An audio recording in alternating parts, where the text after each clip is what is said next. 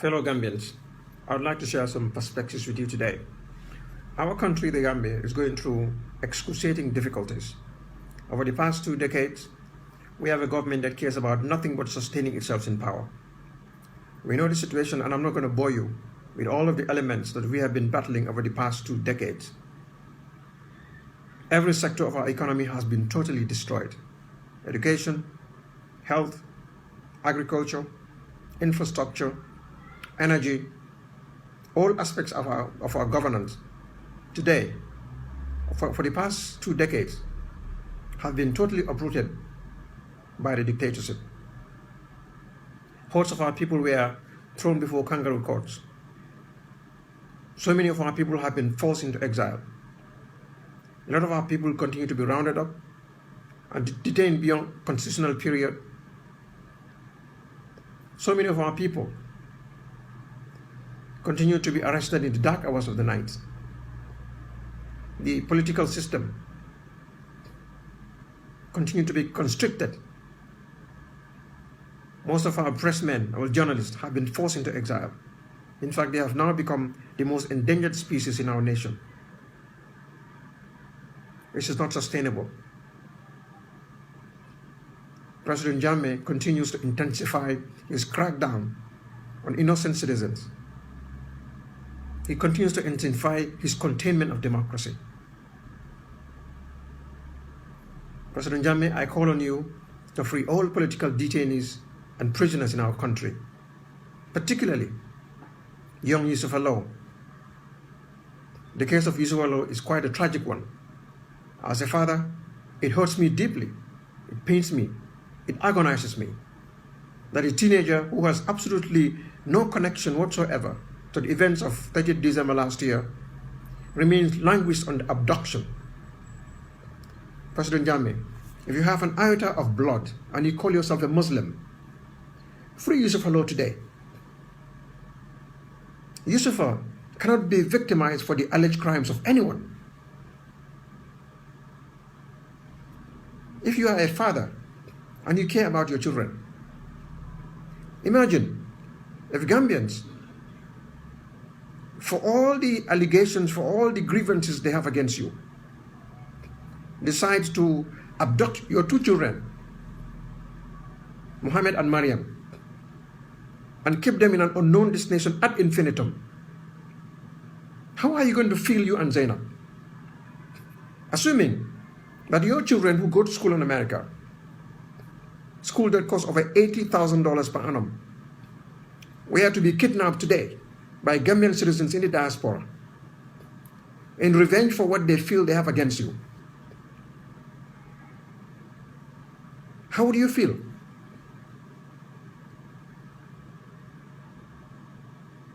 Like Yusuf Allah, your 2 children, Mariam and Muhammad, cannot be victimized for your alleged sins or your crimes against Gambian people or anyone for that matter. The way you love your kids is the same way that we all love our kids. If you go after people's children, you can be sure that people might go after your own children too. If you feel you are secure in your well-guarded edifice and state house, and people feel insecure about the lives of their children, sooner or later, Gambians will find a way to break down that barricade of security that you put yourself into. If you make people insecure in their lives, you can be sure that Gambians will continue to find every way to make you feel insecure about yours. And sooner or later, Gambians will succeed. I call on you to dismantle that edifice of oppression that you have instituted in our land for the past 2 decades.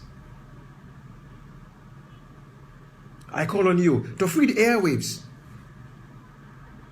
I call on you to expand the democratic space. And most of all, I call on you to exclude yourself from the Gambia's political future.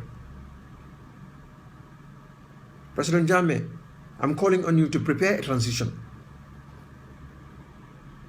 The Gambians you claim elected you, complete your term. Your term ends in 2016. But the nation cannot go with you. The nation needs to move forward without you.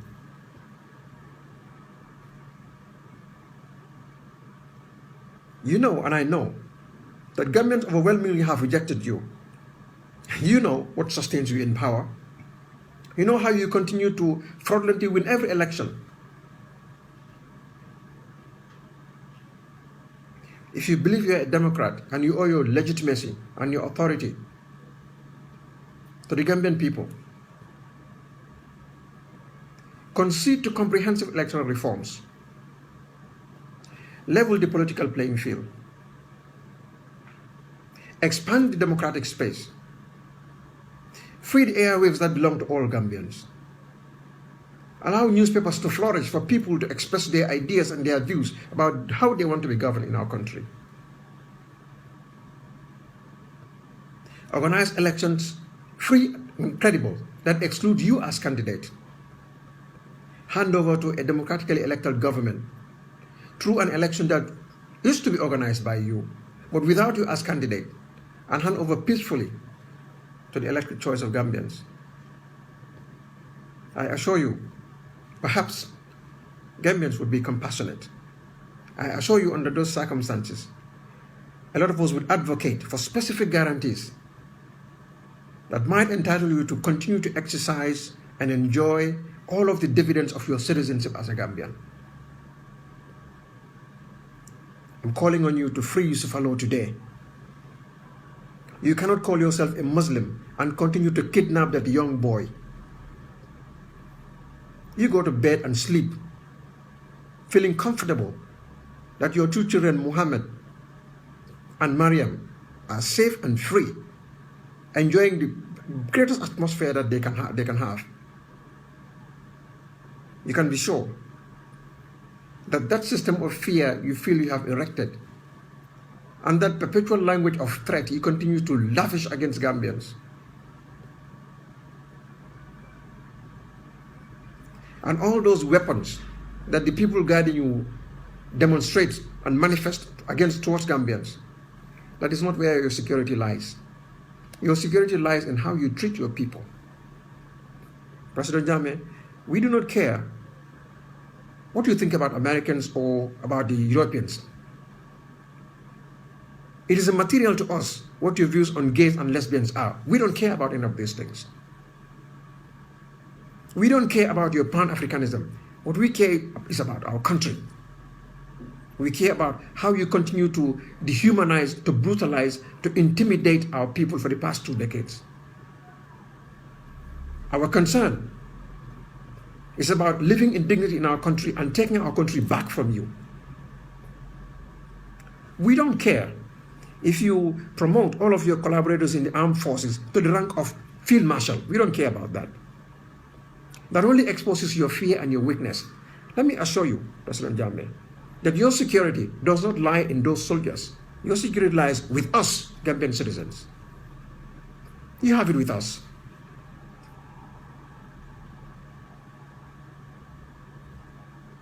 I call upon you to toe the path of honor and dignity and step down.